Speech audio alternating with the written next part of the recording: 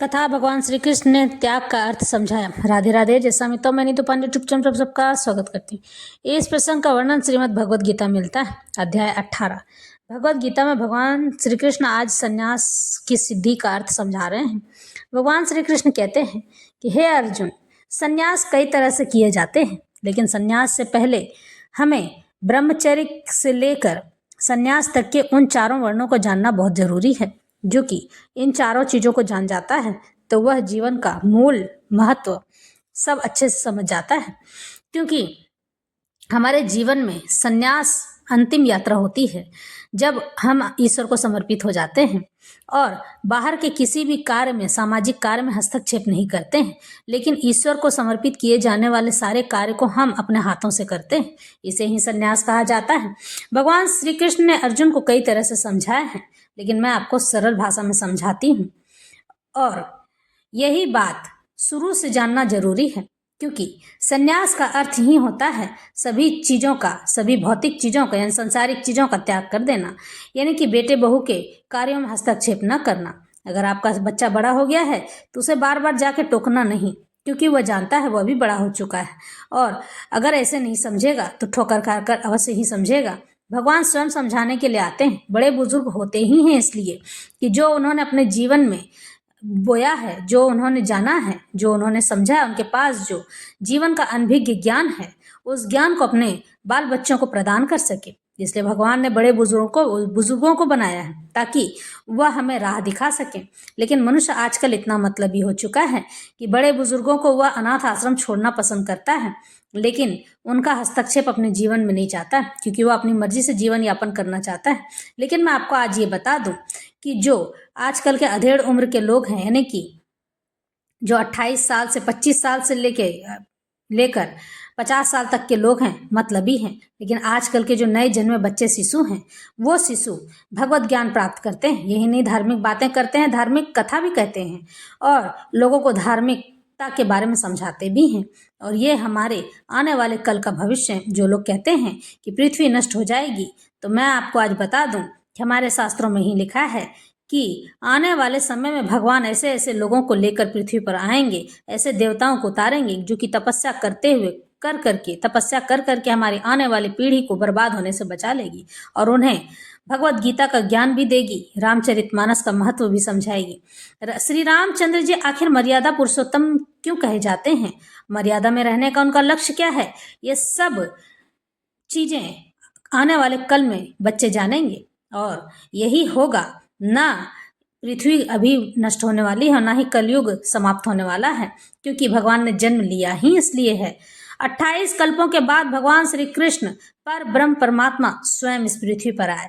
और कौन कहता है कि भगवान श्री कृष्ण की मृत्यु हो गई थी? भगवान श्री कृष्ण चले जाने के बाद, देह त्यागने के बाद भी इस पृथ्वी पर कृष्ण रूप में, बाल रूप में, बड़े कृष्ण के रूप में राधा के साथ यहीं विराजमान होते हैं और उनकी राधा की शक्ति इसी पृथ्वी पर है। हम और आप उन्हें नकार नहीं सकते हैं, क्योंकि जब हम बड़े मंदिरों में जाते हैं और ब्रिज धाम में जाकर उनके दर्शन करते हैं तो हमें ईश्वर के प्रत्यक्ष दर्शन होते हैं। यही नहीं, जब आप अपने घर में ठाकुर जी लेकर आते हैं तो ठाकुर जी स्वयं बताते हैं कि उन्हें क्या खाना है, किस प्रकार रहना है और किस तरह से जीवन यापन करना है। यही नहीं, आपके प्रेम भाव को स्वीकार करके उस प्रेम को प्राप्त भी करना चाहते हैं। किसी न किसी रूप में वह अपना प्रेम मांग ही लेते हैं और आपको बताते और जताते भी हैं। यही तो जीवन का मूल आधार है। जिससे आप प्रेम करते हैं उसे बताना जरूरी है, उससे भी ज्यादा जताना जरूरी है। इसीलिए तो माँ को सर्वश्रेष्ठ और सर्वोत्तम का दर्जा मिला है, क्योंकि माँ प्रेम करती है तो बताती भी है और आंसू से रोकर जताती भी है। इसलिए प्रेम को बताया और जताया जाना जरूरी होता है, क्योंकि आप अगर शांत रहेंगे और मन आपका चुप रहेगा तो प्रेम व्यक्त नहीं कर सकेंगे, और जो चीज व्यक्त न की जा सके उसका कोई मोल और महत्व नहीं होता है, क्योंकि मनुष्य इतना अंतर्यामी और ज्ञानी नहीं होता है। इसी कारण से प्रेम को समझना और समझाना दोनों जरूरी है। प्रेम हमारे जीवन का, हमारे इस सृष्टि का मूलभूत आधार है और प्रेम से ही यह संसार चलता है। जहाँ प्रेम नहीं होता है मनुष्य अपने आप में ही उलझ कर रह जाता है। जहाँ प्रेम नहीं पलता है वहाँ करुणा नहीं पलती है, दया नहीं पलती है, और जहाँ प्रेम पलता है वहाँ करुणा और दया स्वतः आ जाते हैं। और जहाँ प्रेम नहीं होता है वहाँ दूषित कर्म अवश्य होते हैं। लोग अपने आप में ही जीना पसंद करते हैं। चलिए तो आज संन्यास की सिद्धि का अर्थ समझाते हैं। हम इन्हें चारों वर्णों से देखते हैं। पहला ब्रह्मचर्य आश्रम, दूसरा गृहस्थ आश्रम, तीसरा संन्यास आश्रम, चौथा तीसरा वानप्रस्थ आश्रम, चौथा संन्यास आश्रम। यानी कि ब्रह्मचर्य, गृहस्थ, वानप्रस्थ और संन्यास। संन्यास आखिरी माना जाता है।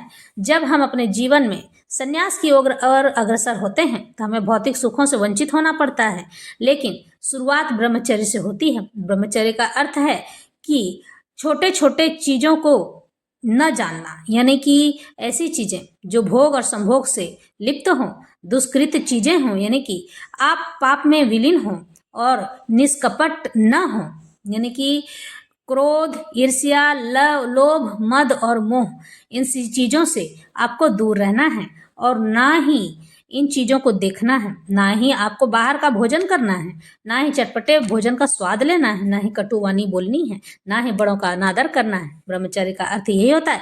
ब्रह्मचर्य 0 से 25 साल की आयु तक का इसका पालन करना अनिवार्य है। 25 साल के बाद गृहस्थ जीवन में प्रवेश किया जाता है पुरुष के लिए, कन्या के लिए 18 से 20 वर्ष। और ये गृहस्थ जीवन में जाकर अपने अपने गृहस्थ को जीते। शुरुआत में वानप्रस्थ के लोग, यानी जिनकी आयु 50 वर्ष की हो जाती है, तो वो वानप्रस्थ का जीवन जीने लगते हैं। धीरे धीरे अपने परिवार से कटते चले जाते हैं। यानी कि 0 से 25 साल तक ब्रह्मचर्य, 25 साल से 50 साल तक गृहस्थ, 50 साल से 75 साल तक वानप्रस्थ और 75 साल से 100 साल तक संन्यास। इस तरह का जीवन जिया जाता है। और जब गृहस्थ जीवन में जब जाते हैं तो वानप्रस्थ का व्यक्ति, यानी 50 साल से ऊपर होने वाला व्यक्ति, धीरे धीरे उस परिवार से अलग होने लगता है, अपने आप को उसमें महत्व देना बंद कर देता है। यानी कि घर वाले जो जिस तरह से उन्हें रखें वो उसी में रहता है, क्योंकि हस्तक्षेप करने का मतलब ये है कि आप अपने बेटे और बहू के जीवन में कलह पैदा करते हैं, कलह उत्पन्न करते हैं। लेकिन जब आपके बच्चे आपसे पूछने के लिए आए तो उन्हें सलाह मशवरा अवश्य दें, क्योंकि वो आपसे पूछने आए हैं। आप जबरदस्ती घुसकर उन्हें किसी भी बात को नहीं समझा सकते हैं। जिस चीज को मनुष्य खुद नहीं समझना चाहता है उसे प्रकृति अवश्य समझा देती है। यानी कहते हैं ना कि जब ठोकर लगेगी तभी तुम समझोगे, तो यह ठोकर ही उसे समझाती है। इसलिए वानप्रस्थ के व्यक्ति को होना चाहिए कि वो कभी भी गृहस्थ जीवन में जाकर पुनः किसी का जीवन बर्बाद न करे, क्योंकि उसने अपना जीवन गृहस्थ जीवन जी लिया है। और वह भी ऐसा ही होगा कि वो अपने बड़ों से नहीं पूछता होगा, और नहीं अगर पूछता भी होगा तो उसे अपने छोटों को, अपने जीवन को अपने मन से जीने देना चाहिए। जब वो गलत करने लगे तब बहुत समझाने के बाद, बहुत कोशिश करने के बाद, पूछने पर ही उन्हें बताना चाहिए। उसके बाद जब 75 साल की आयु हो जाती है तो उन्हें पूर्ण रूप से अपने बाल बच्चों के जीवन से अपने आप को हटा लेना चाहिए। केवल और केवल ईश्वर में संलग्न होकर उन्हें अपने आप को ईश्वर को समर्पित कर देना चाहिए। लेकिन जहाँ भगवान का भजन, चिंतन, पूजन, यजन, होम, यज्ञ ये सब करने की बारी आए तो उन सब में भगवान कहते हैं कि उन सब में जाकर हमेशा सबसे पहले नंबर पर खड़े होना चाहिए। यही संन्यास का नियम है और यही जीवन का मूल आधार है। इस तरह से मनुष्य जीवन जीता है तो वह कभी भी दुखी नहीं रहता है और सदा सर्वदा ईश्वर की शरण में रहता है। ईश्वर ऐसे लोगों को अति प्रेम करते हैं। संन्यासस्य महाबाहो तत्व मिच्छामि वेदितुम त्यागस्य च ऋषिकेश पृथ केशिनी सूदन। हे अर्जुन, अर्जुन ने कहा, हे महाभाव, मैं त्याग का उद्देश्य जानने का इच्छुक हूँ, यानी कि त्याग क्या है जानना चाहता हूँ। और हे केशिनी सूदन, हे ऋषिकेश, मैं त्याग में जीवन संन्यास आश्रम का भी उद्देश्य जानना चाहता हूँ। अभी मैं आपको संन्यास जीवन के बारे में बताया ना, ये वही बातें हैं। तो ये यहाँ पूछा जा रहा है। अर्जुन पूछते हैं ऐसा। काम्यानाम कर्मणाम न्यासम संन्यासम कवियो विदुः सर्व कर्म फल त्यागम प्राहुस्त्यागम विचक्षणा। भगवान ने कहा, भौतिक इच्छा पर आधारित कर्मों के परित्याग को विद्वान लोग संन्यास कहते हैं और समस्त कर्मों के फल त्याग को बुद्धिमान लोग त्याग कहते हैं। और इसी प्रकार से त्याज्यम दोषवदित्येके कर्म ग्राहुर्मर्निशीनः यज्ञ दान तपः कर्म न त्याज्यमिति चापरे। कुछ विद्वान घोषित करते हैं कि समस्त प्रकार के सकाम कर्मों को दोषपूर्ण समझकर त्याग देना चाहिए, यानी कि ऐसे काम जो कि आपके संसार से आपको विरक्त करती हो, संसार में रखती हो और वह आपको उलझाना चाहती हो। लेकिन अन्य विद्वान मानते हैं कि यज्ञ करने से, दान देना और तपस्या के कर्मों को कभी भी त्यागना नहीं चाहिए। सांसारिक जीवन को आप त्याग सकते हैं, लेकिन भगवान के यज्ञ, दान और तप को कभी नहीं त्यागना चाहिए। यही